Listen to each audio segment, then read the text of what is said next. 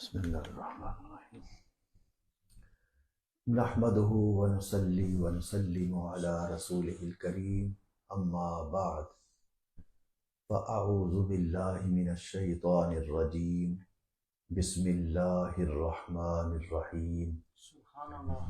یا ایہا الذین آمنوا لا تدخلوا بیوتا غیر بیوتکم حتی تستأنسوا وتسلموا علی اہلها ذالکم خیر لکم لعلکم تذکرون. صدق اللہ مولانا العظیم وبلغنا رسولہ النبی الکریم ونحن علی ذالک لمن الشاہدین والشاکرین والحمد للہ رب العالمین. سبحان اللہ. نہایت ہی واجب الاحترام حاضرین و سامعین، سورہ نور کی ابتدا میں حد زنا اور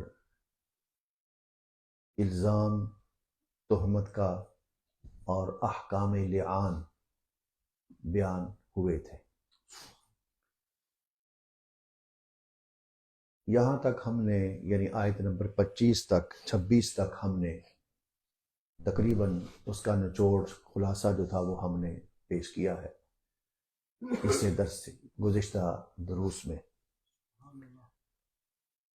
اب یہاں سے وہ ہدایات اور احکامات بیان فرمائے جا رہے ہیں کہ جو کسی بھی ناجائز فعل کی ابتدا میں جو اسباب پائے جاتے ہوں، مثلا زنا حرام ہے، مگر ہے کہ جب بندہ وہ کرتا ہے تو پھر اس فعل تک پہنچتا ہے، اس کے بارے میں حدیث میں صراحتاً وضاحت ہے کہ نامحرم عورت کو نظر بد سے دیکھنا یہ آنکھ کا زنا ہے. وہ اسباب جو اس فعل تک پہنچاتے ہیں ان کو بھی مثل زنا میں شمار کیا گیا کہ نامحرم عورت کی طرف بری نیت سے دیکھنا یہ بھی آنکھ کا زنا ہے. اس سے بات کرنا زبان کا زنا ہے. اس کو چھونا یہ ہاتھ کا زنا ہے. اس کی طرف پاؤں سے چل کر جانا یہ پاؤں کا زنا ہے. اس کے متعلق اپنے دل کے اندر اس کا قلبی کیف رکھنا یہ دل کا زنا ہے. تو گویا کہ یہ ساری چیزیں جو کر رہا ہے بندہ یہ بھی مثل زنا میں شامل ہوتی ہے. اسی طرح شراب حرام ہے اور حضور علیہ الصلوۃ والسلام نے اس کے متعلق واضح ارشاد فرمایا کہ شراب پینے والے پر سرکار نے لعنت کی ہے، اس کے بنانے والے پر لعنت کی ہے، بنوانے والے پر لعنت کی ہے، اس کو لاد کر پہنچانا کسی جگہ پر جو لے کر جانے والا ہے اس پر لعنت کی ہے، اس کو بیچنے والے پر لعنت کی ہے، خریدنے والے پر لعنت کی ہے، اور اس کی قیمت جو مل گئی اس کو اپنے اوپر خرچ کرنے پر لعنت کی ہے. تو گویا یہ سارے کے سارے اسباب اس میں اسی کے مثل ہیں یہ سارے. اب یہاں سے اللہ رب العزت اہل ایمان کو ایک حکم صادر فرما رہے ہیں کہ جب مسلمان یا مومن کسی کے گھر جائے تو ایسے نہیں کہ وہ جائے اور سیدھا دروازہ کھولے اور چلا جائے. اسے کیا خبر کہ گھر کے اندر ایسی مستورات ہیں وہ کسی حالت میں بیٹھی ہیں. تو اس لحاظ سے یہ ساری چیزیں جو اسباب پیدا ہونے کی ہیں اب اس سے روکا جا رہا ہے کہ تم نے داخل کیسے ہونا ہے، کسی کے گھر جانا کیسے ہے. کیونکہ عرب کے اندر پہلے یہ دستور نہیں تھا. ان کے ہاں کوئی یہ نہیں تھا حییتم صباحن حییتم مساحن کہ ہم کہتے ہیں صبح بخیر، ہم کہتے ہیں شب بخیر. تو اس دور میں یہ چیزیں نہیں تھی، اور کسی کے گھر جاتے تھے تو کوئی ایسے نہیں تھا، بلکہ سیدھے ہی چلے جاتے تھے، کوئی روک ٹوک نہیں ہوتی تھی، چلے جاتے تھے. اسی لیے ان کے ہاں یہ ایک چیز عام تھی زنا کی، اب چلے جاتے. اب اسلام یہاں سے یہ سارے احکام پیچھے ذکر کر کے اب ادھر آ رہا ہے کہ جو اسباب ہیں ان کی طرف بھی اب حکم دیا جا رہا ہے کہ یا ایھا الذین آمنو، اے لوگو ایمان والو. یا یہ حرف ندا ہے، جیسے ہم کسی کو بلانا ہو تو ہم کہہ دیتے ہیں اے، اس کو اپنی طرف متوجہ کرنے کے لیے. عربی زبان کے اندر اس کو یا لفظ استعمال ہوتا ہے، اے. اور ایھا یہ منادا ہے، منادا جس کو آپ بلا رہے ہیں. اے وہ لوگو، الذین یہ آگے وہ لوگو یہ اس کے ساتھ ہے، الذین یہ موصول ہے. اے لوگو آمنو، آمنو یہ ایمان ان سے مصدر ہے، ایمان ان سے ہے، اور ایمان ان سے یہ ماضی ہے، اور یہ صیغہ جمع مذکر غائب کا ہے. وہ اے ایمان والو یعنی وہ اے لوگو جو ایمان لائے ہو. ہم یہ بات ان سے کر رہے ہیں. پتہ یہ چلا کہ اس کے اندر کافر لوگ شامل نہیں ہیں. یہ آمنو کہہ کر یہ پتہ چل گیا کہ یہ حکم جو دیا جا رہا ہے یہ اہل ایمان کے ہے. اگر کوئی اس کو غیر مسلم اپنا لیتا ہے تو یہ الگ بات ہے، مگر اللہ رب العزت جن کو پیار سے بلا رہا ہے، جن کو حکم دے رہا ہے، وہ اہل ایمان ہے. سبحان اللہ. کیا کہا جا رہا ہے کہ لا تدخلوا، لا یہ لا ناہیہ ہے، ایک ہوتا ہے نافیہ اور ایک ہے ناہیہ. ایک لفظ ہوتا ہے نفی، ایک ہوتا ہے نہیں. دونوں میں نہ کا معنی ہوتا ہے مگر فرق تھوڑا سا ہوتا ہے. جیسے یہاں پر ہے کہ لا تدخلوا، نہ داخل ہو، تو اس کا کیا مطلب نکل رہا ہے؟ ہم کسی کو کسی چیز سے داخل ہونے سے روک رہے ہیں. نفی وہ چیز ہوتی ہے کہ جس میں آپ روک نہیں رہے بلکہ اپنے کسی فعل کی نفی کر رہے ہیں کہ میں نے یہ کام نہیں کیا. مثلا کیا آپ نے پانی پیا ہے؟ تو آپ کہیں گے میں نے پانی نہیں پیا. تو گویا کہ اپنے فعل کی یا کسی کے فعل کی جب بندہ نفی کرتا ہے تو اس کو کہہ دیتے ہیں یہ نفی ہے. اور جب آپ کسی کو کسی چیز سے منع کرتے ہیں تو اس کو کہتی ہیں کہ یہ نہیں ہے. بات سمجھ میں آئی؟ چھوٹا سا فرق ہے. تو یہاں پر یہ نہیں ہے، لائے نہیں ہے. جیسے لا ترفعوا، آگے نہ بڑھو، اونچی آواز نہ کرو. لا ترفعوا، لا تقدموا، آگے نہ بڑھو، یہ لائے نہیں ہے. ٹھیک ہے نا. اور جو لا نفی ہے تو وَلَٰكِن لَّا يَعْلَمُونَ، ٹھیک ہے نا. وَلَٰكِن لَّا تم نہیں جانتے ہو، تو بس یہ نفی ہے. تو نفی اور نہیں میں تو یہاں پر یہ لا ناہیہ ہے کہ منع کیا جا رہا ہے کہ لا تدخلوا، نہ داخل ہوا کرو، بیوتن دوسروں کے گھروں میں، غیر بیوتکم اپنے گھروں کی طرح دوسروں کے گھروں میں داخل نہ ہوا کرو، حتی تستأنسوا یہاں تک کہ تم اجازت حاصل کر لو. سبحان اللہ. بیوتن یہ بیتن کی جمع ہے، بیتن ایک گھر اور بیوتن یہ اس کی جمع ہے. غیر بیوتکم حتی جو ہوتا ہے یہ غایت کے لیے آتا ہے، انتہا کے لیے آتا ہے. آپ نے یہاں سے لے کر وہاں تک جانا ہے تو جب وہاں تک کی بات کریں گے انتہا کی تو اس کے لیے حتی استعمال ہوتا ہے. قرآن پاک میں نا ہی حتی مطلع الفجر، ہی حتی مطلع الفجر، کہ وہ جو فرشتے نازل ہوتے ہیں نا لیلۃ القدر کی رات میں وہ فجر تک رہتے ہیں. یہ حتی یہ حتی وہاں کے لیے. ایسے یہاں پر بھی ہے کہ تم داخل نہیں ہوا کرو حتی تستأنسوا جب تک کہ تمہیں اس کی اجازت اور یا اذن نہ مل جائے. استیناسن سے ہے، استأسنا یستأنس استیناسن، اسی سے یہ استیناس، یہ بطور کنایا یہاں پر اذن کے معنی میں استعمال کیا گیا ہے کہ جب تک تم اجازت حاصل نہ کر لو، اور وَتُسَلِّمُوا، ہاں جی، اور سلام نہ کر لو، یہ تسلیم ان سے ہے، ہاں جی، سلام کر علی اہلہا، ان گھر والوں پر، جب تک تم ان سے اجازت طلب نہ کر لو یا ان کو سلام نہ کر لو، تم جب سلام کرو گے تو اس کا جواب ملے گا، مراد یہی ہے، تو اتنی دیر تک تم اس میں داخل نہ ہوا کرو۔ ذالکم خیر لکم، اب یہ اللہ رب العزت ہمیں بتا رہا ہے کہ یہ بات تمہارے لیے بہتر ہے، یہ ہماری پہلے حکم دیا ہے، اب تسلی ہے کہ یہ بات نہ سمجھنا کہ ہم تمہیں کر رہے ہیں، بلکہ یہ تمہارے لیے بہتر چیز ہم کر رہے ہیں، یعنی اور اس لیے کر رہے ہیں لعلکم تذکرون، تاکہ اس میں تم غور و فکر کر سکو، تم اچھی بات کر سکو، یہ ایک اچھی بات کا حکم دیا جا رہا ہے۔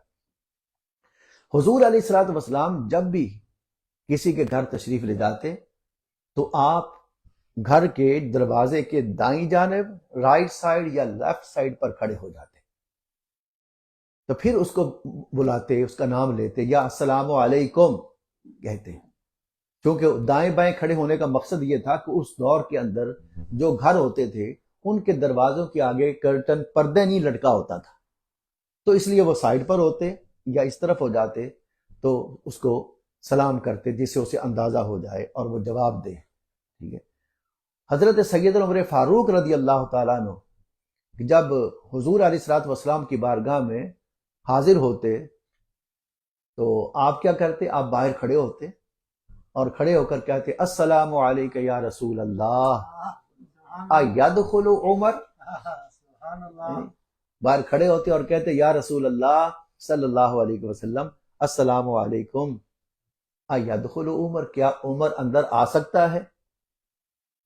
یہ نہیں کہتے کہ میں اندر آ سکتا ہوں، عمر اندر آ سکتا ہے، عمر اندر آ سکتا، سرکار اجازت فرماتے تو پھر وہ اندر داخل ہوتے۔ حضور علیہ الصلوۃ والسلام تشریف فرما تھے کہ ایک شخص آیا اور باہر کھڑا ہوا اور اس نے آ کر کہا ادخلو، کیا میں اندر آ جاؤں؟ تو حضور علیہ الصلوۃ والسلام کے پاس اس وقت آپ کی باندی تھی، روزہ اس کا نام تھا، تو وہ تھی، تو سرکار نے فرمایا کہ روزہ جاؤ، اس کو سلام کے، اجازت کے، اذن کے طریقہ سکھاؤ، اس کو کہنا چاہیے تھا کہ السلام علیکم ادخلو، کہتا پہلے سلام کہتا تو پھر یہ کہتا کیا میں اندر آ جاؤں، ٹھیک ہے، اور اگر تمہیں اجازت ملتی ہے تو پھر تم اندر داخل ہو جاؤ، اگر تمہیں اجازت نہ ملے تو واپس لوٹ جاؤ۔ کیسا بہترین اسلام نے یہ ایک دستور بتا دیا کہ وہاں پر جاؤ، السلام علیکم کہو، یا سبحان اللہ بھی کہہ سکتے ہیں، الحمدللہ یہ بھی کہا جا سکتا ہے۔ تو یہ اسلام ایک بہترین، یہ اسباب تھے، اگر یہ تم نہیں اجازت طلب کرتے ہو، ایسے ہی چلے جاتے ہو اندر، تو گھر کے اندر ہماری مستورات بیٹھی ہوں گی، وہ کوئی کسی حالت میں ہوگی، حتیٰ کہ ایک بات یاد آ گئی، اسی کا شان نزول ہے، حضور علیہ الصلوۃ والسلام کی خدمت میں ایک انصار عورت آ گئی اور آ کر کہا کہ یا رسول اللہ صلی اللہ علیہ وسلم، میں گھر میں بعض اوقات ایسی حالت میں ہوتی ہوں کہ میں نہیں پسند کرتی کہ اس وقت میرے پاس ایسی حالت میں کوئی آئے، لیکن اس کے باوجود کبھی میرے والد آ جاتے ہیں یا میرے گھر کا کوئی فرد ایسا آ جاتا ہے جو مرد ہوتا ہے، وہ آ جاتے ہیں، تو یا رسول اللہ میرے لیے کچھ ارشاد فرمائیے، کیف اصنع، میں کیا کروں؟ ابھی یہ بیٹھے تھے تو حضور علیہ الصلوۃ والسلام پر یہ آیا کریمہ نازل ہو گئی، سبحان اللہ، یعنی کہ یا ایھا الذین آمنوا لا تدخلوا بیوتا غیر بیوتکم حتی تستأنسوا وتسلموا علی اہلہا، یعنی اے ایمان والو، نہ داخل ہوا کرو دوسروں کے گھروں میں اپنے گھروں کی طرح، جیسے تم اپنے گھر میں بے دریغ چلے جاتے ہو، ایسے ان کے گھروں میں ایسے نہ جایا کرو، کیا کیا کرو، حتی تستأنسوا، اجازت طلب کیا کرو، اذن طلب کیا کرو، سلام کہا کرو، تمہیں اجازت ملے تو پھر اندر داخل ہو جاتے۔ سبحان اللہ، کیسی اس خاتون نے، انصار کی خاتون نے یہ بات کی، اور آج ہم کتنے لوگوں کو یہ طریقہ پتہ چل گیا، یہ اس کا شان نزول تھا، اس وقت یہ آیت نازل ہو گئی۔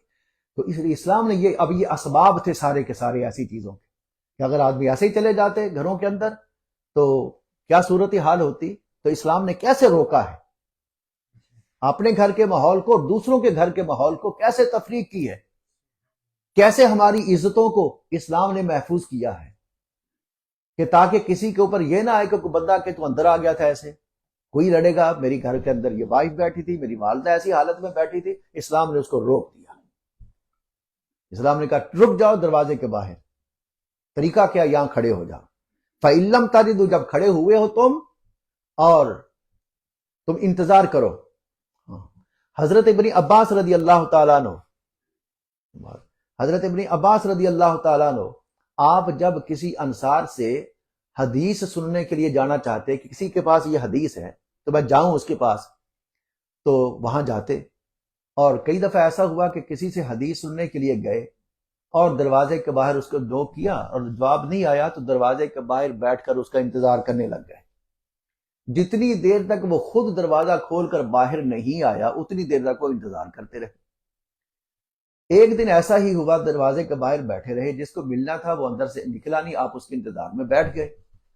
جب وہ خود اپنے فارغ ہو کر باہر آیا تو اس نے دیکھا کہ حضرت ابن عباس بیٹھے ہوئے ہیں، تو انہوں نے کہا کہ ابن عباس تم تو، اب یہ لفظ سننا ذرا، تم تو رسول اللہ صلی اللہ علیہ وسلم کے چچا کے بیٹے ہو۔ سبحان اللہ۔ اب وہ سیدھا کہہ سکتے تھے کہ ابن عباس، مگر یہ الفاظ کیوں بولے؟ سرکار کا نام آ جائے، سبحان اللہ۔ جس کو جس سے محبت ہوتی ہے نا وہ اس کا ذکر کرتا ہے۔ مقصد اس کا یہ تھا، یہ ساری نسبت بیان کر کے کہ اے رسول اللہ صلی اللہ علیہ وسلم کے چچا کے بیٹے، آپ نے اتنی تکلیف کیوں کی؟ آپ آنے سے پہلے مجھے بتا دیتے تو آپ کو انتظار نہ کرنا پڑتا، میں فوراً باہر نکل کر آپ کی بات سنتا۔ یہ لوگ کیا تھے؟ ان لوگوں نے صحیح دین پر عمل کیا یا نہیں کیا؟ آج کون ہے جو باہر کھڑے ہو کر ایسے انتظار کرے گا؟ وہ بلکہ مائنڈ کرے گا، وہ آئے گا کہ تو دیکھو میں تو گیا تھا، تو دروازے نکلا ہی نہیں ہے، تو میری آواز کو سنا تھا، تو جان کر نہیں نکلا ہے۔ ہم اس کے لیے یہ چیزیں استعمال کریں گے، تو جس کی وجہ سے بعض اوقات تو رشتہ داریاں ٹوٹ جاتی ہیں کہ میری اس نے عزت نہیں کی ہے، دروازے پر پہنچو اس نے کھولا نہیں ہے، یہ ساری اسی کو یہ قرآن یہ بتا رہا ہے۔ فَإِن لَمْ تَجِدُوا فِيهَا أَحَدًا، پس اگر تم نہ پاؤ وہاں پر کسی کو، تو فَلَا تَدْخُلُوهَا، یہ نہیں ہے کہ تمہیں آواز نہیں آئی ہے، کوئی بندہ نہیں آیا تو دروازہ کھولو اور اندر چلے جاؤ، یہ نہیں ہے۔ فَلَا تَدْخُلُوهَا، تو پھر تم داخل نہ ہو ان کے گھر میں، حَتَّى يُؤْذَنَ لَكُمْ، پھر دوبارہ کیا ہے، حَتَّى يُؤْذَنَ لَكُمْ، جب تک کہ تمہیں اجازت نہ ملے تم اس کے گھر میں داخل نہ ہو جاؤ۔ وَإِن، آگے اور لفظ، وَإِن قِيلَ لَكُمُ ارْجِعُوا، اور اگر تمہیں کہا جائے نا کہ واپس لوٹ جاؤ، تو فَارْجِعُوا، پس تم واپس لوٹ جاؤ۔ سبحان اللہ۔ اگر وہ تمہیں کہے نا اب چلے جاؤ، میں اس وقت فارغ نہیں ہوں، تو فَارْجِعُوا، پس تم واپس لوٹ جاؤ۔ ہُوَ أَزْكَىٰ لَكُمْ، پیچھے بتایا تھا ذَلِكُمْ خَيْرٌ لَكُمْ، یہاں بتایا جا رہا ہُوَ أَزْكَىٰ لَكُمْ، یہی تمہارے لیے پاکیزہ چیز ہے، سبحان اللہ۔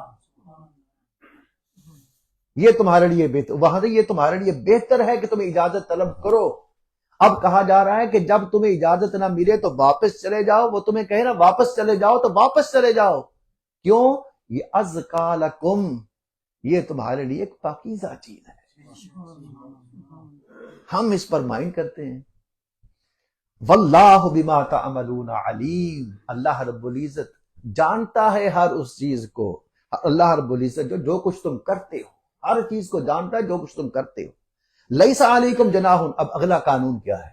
لیس علیکم جناح، تم پر گناہ نہیں ہے، ان تدخلوا بیوتا، اگر تم ایسے گھروں میں داخل ہو جاؤ بغیر اجازت